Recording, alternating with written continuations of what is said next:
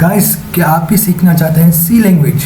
क्या आपको पता है कि सी लैंग्वेज कितनी ज़्यादा इम्पोर्टेंट है? जो सी सबकी बेसिक लैंग्वेज है, अगर बेस आप क्लियर करना चाहते हैं, किसी लैंग्वेजेस पर ग्रिप करना चाहते हैं, तो आपका बेस क्लियर होना बहुत ही ज़्यादा ज़रूरी है। हेलो गाइस, मेरा नाम है राहुल जाट और आप देख रहे हैं कोड विद फन। चलिए स्टार्ट करते हैं।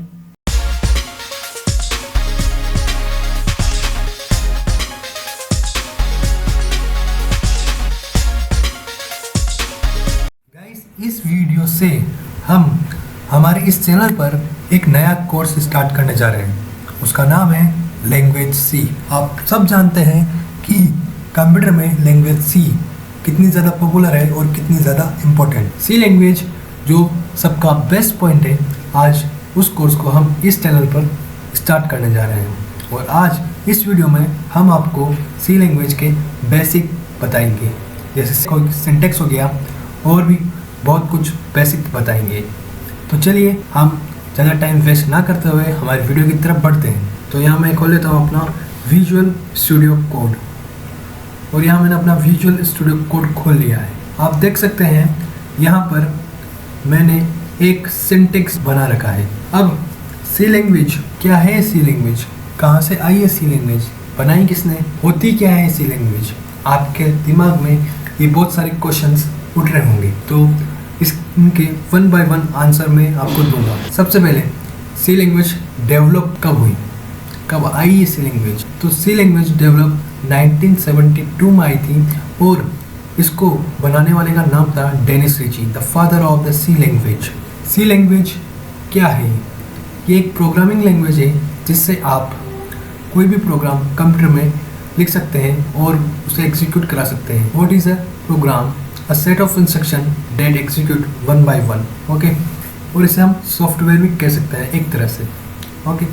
तो अब हम सी लैंग्वेज लिखे कैसे, लिखने का तरीका कैसा है, तो मैं आपको अब यही बताऊंगा। तो सबसे पहले हमें इसमें एक हेडर फाइल इंक्लूड करनी पड़ती है। अब आप ये पूछोगे कि हेडर फाइल क्या होती है? ये होती क्या है? हेडर फाइल क्या होती है? कहाँ से आई है? किसने बनाई? तो हेडर फाइल वो फाइल होती है जिसमें कुछ प्री डिफाइंड फंक्शंस पहले से ही मौजूद होते हैं, जिनकी मदद से हम सी लैंग्वेज लिख सकते हैं, ठीक है। अभी के लिए आप इतना समझ लीजिए कि हेडर फाइल जो है उसमें कुछ प्री डिफाइंड फंक्शंस पहले से ही इन्वॉल्व होते हैं, जिसकी मदद से हम सी लैंग्वेज लिख सकते हैं उनकी हेल्प लेकर, ठीक है। और जैसे जैसे हमें नीड होती है वैसे वैसे हम हेडर फाइल इंक्लूड करते हैं और उसके फंक्शंस को यूज़ करते हैं, ओके। अब हेडर फाइल को इंक्लूड करें कैसे? सी लैंग्वेज में लिंक कैसे करें? अब हेडर फाइल को सी लैंग्वेज में लिंक करने के लिए हमारे पास एक सिंटेक्स है। उसके लिए हमने सबसे पहले जब हम सबसे स्टार्टिंग में हैशटैग इंक्लूड लिखते हैं, जिसे हम प्री प्रोसेसर डायरेक्टिव कहते हैं। हैशटैग इंक्लूड का मतलब होता है प्री प्रोसेसर डायरेक्टिव। ये काम आता है लिंक करने के लिए। किसको लिंक करने के लिए? हेडर फाइल को, ठीक है। अब हेडर फाइल को लिंक करने के लिए ये दो खिड़कियां जो आपको दिख रही है, ये वाली और ये वाली, तो ये दो खिड़कियां हमें खोलनी पड़ती है। बेसिकली इनका नाम कुछ और है और मैं इनके खिड़कियां बुलाता हूँ, ठीक है। तो ये दो खिड़कियां हमें खोलनी पड़ती है। ध्यान रखिएगा, स्पेस मत दिएगा, ठीक है। ये दो खिड़कियां हमें खोलनी पड़ती है और उसके बाद हमें उस हेडर फाइल का नाम लिखना पड़ता है जो हेडर फाइल हमें इंक्लूड करनी है उसमें, ठीक है। अब उस हेडर फाइल का नाम हमने यहाँ पर लिख दिया है, ये वाला। और हेडर फाइल का नाम लिखता ही हमें .h लगाना पड़ता है। अब ये .h किस लिए लगाना पड़ता है? क्योंकि एक हेडर फाइल का एक्सटेंशन है। जैसे PDF फाइल का .pdf, डॉक्यूमेंट फाइल का .docx और टेक्स्ट फाइल का .txt, ऐसे एक्सटेंशन होते हैं। वैसे ही ये भी एक एक्सटेंशन है, ये रिप्रेजेंट करता है कि ये फाइल हेडर फाइल है, ठीक है। अब इसको हमने इंक्लूड कर लिया है हमारे कोडिंग में, ठीक है। अब हमारे पास एक मेन फंक्शन आता है, इंट मेन फंक्शन। अब इंट क्या होता है? ये इंट क्या होता है? तो मैं अब आपको बताना चाहूँगा कि इंट एक डेटा टाइप है, जो कि हम आगे पढ़ेंगे कि डेटा टाइप होते हैं क्या है, कितने प्रकार के होते हैं और यूज़ कब आते हैं, ओके। तो आप इतना समझ लीजिए कि इंट एक डेटा टाइप है, वो भी सी लैंग्वेज में, ओके। अब आते हैं हम मेन पे। अभी मेन क्या है? मेन एक फंक्शन है।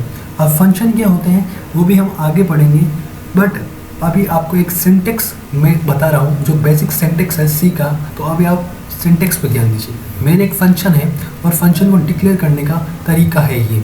आपने फंक्शन का नाम लिखा और ये ब्रैकेट्स लगाए। इन ब्रैकेट्स से क्या होता है कि अगर इन ब्रैकेट्स लगाओगे तो फंक्शन कहलाएगा। ये फंक्शन को डिक्लेयर करने का एक तरीका होता है, ठीक है। तो यहाँ पर एक मेन फंक्शन है और ध्यान रखिएगा कि मेन फंक्शन पूरे सी कोड में एक ही होता है, मतलब पूरे प्रोग्राम में एक ही मेन फंक्शन होता है। तो ये एक से अधिक नहीं हो सकते, क्योंकि एक से अधिक होगा तो कंपाइलर जो है हमारा वो एरर शो कर देगा, ठीक है। अब हम आते हैं इधर। अब यहाँ पर आप देखो, यहाँ पर एक कर्ली ब्रैकेट्स ओपन किया हुआ है। ये कर्ली ब्रैकेट्स क्या है, एक्चुअल क्या है? ये जो हमने मेन फंक्शन लिखा है उसी के अंदर हम हमारा सारा जितना भी हम कोडिंग करेंगे इसी के अंदर हम लिखेंगे। तो अब इसकी स्टार्टिंग कहाँ से होती है वो बताने के लिए हमने यहाँ पर एक कर्ली ब्रैकेट्स लगाए हैं कि हमने यहाँ से इसकी स्टार्टिंग होती है, ठीक है। और कंपाइलर को जहाँ पर भी मेन फंक्शन दिखेगा कंपाइलर वहाँ से पहले एग्जीक्यूट करना स्टार्ट करेगा। अगर आपने मेन फंक्शन सबसे लास्ट में लिखा है प्रोग्राम में और उसी के अंदर सारा कोड लिखा है तो वहाँ से वो अपना काम करना स्टार्ट करेगा। मेन फंक्शन से ही प्रोग्राम काम करना स्टार्ट करेगा, ठीक है। तो अब इन दो कर्ली ब्रैकेट्स के अंदर, इसके अंदर और इसके अंदर, ओपनिंग कर्ली ब्रैकेट्स का मतलब ये है कि ये यहाँ से स्टार्ट हो रहा है और ये इसका क्लोज कर्ली ब्रैकेट का मतलब ये है कि यहाँ पर ये एंड हो रहा है, ठीक है। अब जितना भी हमारा प्रोग्राम हम कोडिंग करेंगे सब इसी के अंदर करेंगे। और हाँ, आप इन दोनों को बाउंड्रीज भी कह सकते हैं, मेन फंक्शन की बाउंड्री, ठीक है। और अब आते हैं रिटर्न जीरो। रिटर्न जीरो क्या है? रिटर्न जीरो ये इंडिकेट करता है कंपाइलर को कि कंपाइलर भैया आपने जो है वो सारा प्रोग्राम जितना भी हमने लिखा है उसके बाद आपने जो है वो सक्सेसफुली रन करा दिया है इसको, और अब आप क्या करो, प्रोग्राम को एंड कर दो, ठीक है, ख़त्म कर दो। यहाँ पर रिटर्न जीरो का मीनिंग ये है। अब रिटर्न जीरो लिखा था कहाँ है? याद रखिएगा गाइस कि return zero at the end, program आपने सब कुछ लिख लिया, आपकी कोडिंग सब कुछ हो गई और एट द एंड सबसे लास्ट में रिटर्न जीरो लिखाएगा, ठीक है। रिटर्न जीरो सबसे लास्ट में लिखाएगा।